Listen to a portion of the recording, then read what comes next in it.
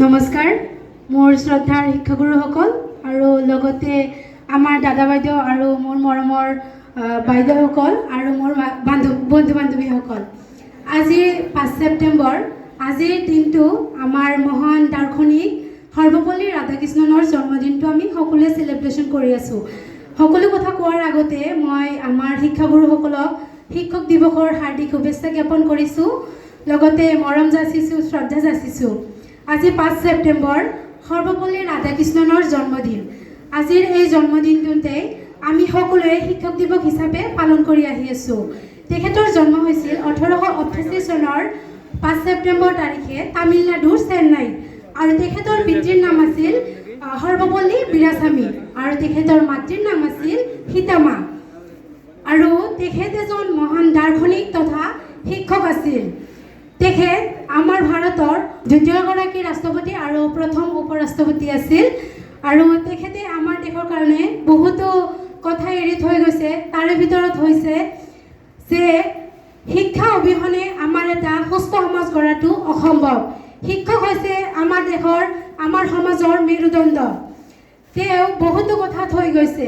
সেইকাৰণে মই ক'ব বিচাৰিছোঁ যে আমি সকলো শিক্ষক শিক্ষয়িত্ৰীক আমি যে শিক্ষা অনুষ্ঠানতে শিক্ষক শিক্ষয়িত্ৰীসকলক সন্মান জনাব লাগিব তেনেকুৱা নহয়। আমি বাটে ঘাটে শিক্ষক শিক্ষয়িত্ৰীসকলক দেখিলে সন্মান কৰিব লাগিব, এইটো কথাও মই ক'ব বিচাৰিছোঁ।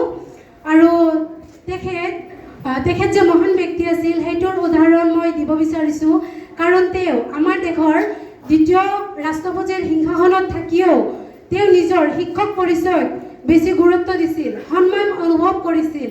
তেখেত আমাৰ সমাজৰ কাৰণে বহুতো কিবাকিবি কৰি থৈ গৈছে, আৰু তেখেত যে এজন মহান ব্যক্তি সেইটো আমি ইয়াতে গম পাওঁ যে তেখেতে বহুতবাৰ বহুত ধৰণৰ বঁটাও পাইছিল, যেনে ভাৰত ৰত্ন আৰু বহুতো কিবাকিবি পাইছিল। তাৰ ভিতৰত ভাৰত ৰত্ন হ'ল তেওঁৰ পোৱা সন্মান, নাইট উপাধি আৰু বহু কেইবাবাৰো নবেল বঁটাৰ কাৰণেও মনোনীত হৈছিল। আৰু তেখেতে এদিনাখন তেখেতৰ এটা ছাত্ৰই তেওঁ জন্মদিনৰ শুভেচ্ছা জ্ঞাপন কৰোঁতে তেওঁ কৈছিল, যদিহে আপুনি মোৰ জন্মদিনটো সঁচা অৰ্থত পালিত কৰিব বিচাৰে তেনেহ'লে মোৰ জন্মদিনটো মোৰ জন্মদিন হিচাপে নহয়, শিক্ষক দিৱস হিচাপে পালন কৰিব। কাৰণ শিক্ষক দিৱস হিচাপে পালন কৰিলে মোৰ অকল জন্মদিনটো নহয়, জাতিৰ সকলো শিক্ষক শিক্ষয়িত্ৰীক সন্মান জনোৱা হ'ব। সকলো শিক্ষয়িত্ৰীক আমি যাতে সন্মান জনাওঁ, সেই অৰ্থতে তেওঁ কৈছিল যে মোৰ জন্মদিন নহয়, এইটো শিক্ষক দিৱস হিচাপে পালন কৰিব লাগিব। আৰু তেওঁ এজন মহান ব্যক্তি থকাৰ কাৰণে এনেকুৱা ধৰণৰ মন্তব্য কৰিছিল।